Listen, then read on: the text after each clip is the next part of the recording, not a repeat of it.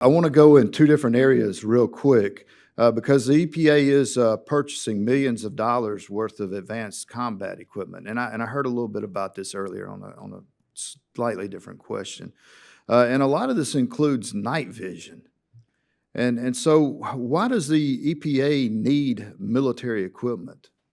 Well, and I'll give the same answer I gave before. I need to really look into this particular issue and the reasoning behind our enforcement arm making these purchases. I'd like to give an honest answer, so I'd love to get back to you on that. So you're not going to war against anyone, right? Listen, there's no one to go to war against. I believe that our permitted and regulated constituency are partners, and we're trying to do these things together. Well, I guess I just want you to know, how are Americans supposed to feel about an agency?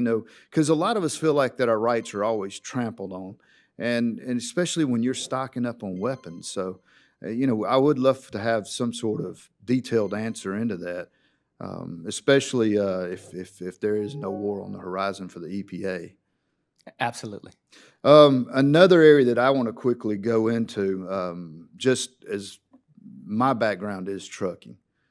I've been in the private sector for over 30 years, and this is my first term in Congress. So I've practically spent my entire life in the trucking industry, building a trucking company with my wife.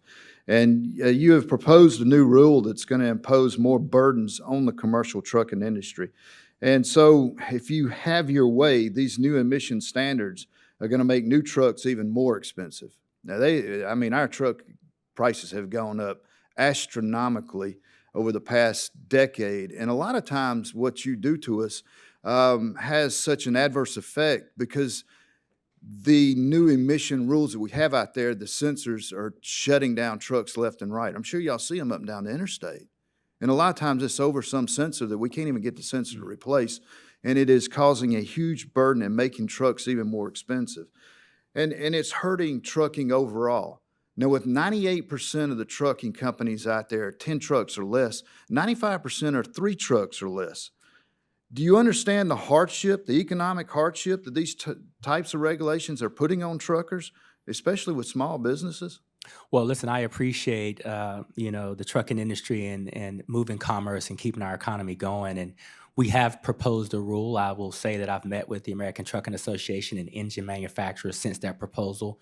We've received thousands of comments, so we're combing through that. I think the points that you're making are pragmatic and rational, and we're listening to those. And so, what we're trying to think through is whether or not this proposed rule really addresses the full suite of technologies that are available, have the appropriate information in terms of the cost associated, and then the timeframes that we're looking at to make some of these transitions. All of that is up for discussion, and we're in that comment period right now. Well, I understand that, but what do you say to truckers that are just trying to compete?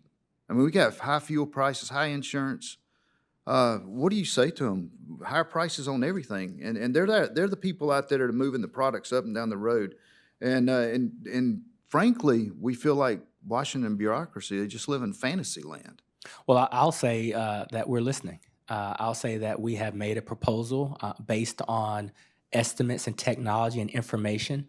A crude way of saying it is we have done things academically, and now it's time to test those theories with actuality and implementation. And we've got people sitting at the table from your industry and others that are saying, listen, your assumptions may be a little aggressive or off, or the technologies may not be available as quickly as you think. We're listening to that. We're taking that into consideration. Well, and I'll be honest with you, and I'll finish with this. In my career, I have seen where the trucking industry has made great strides and even fuel economy.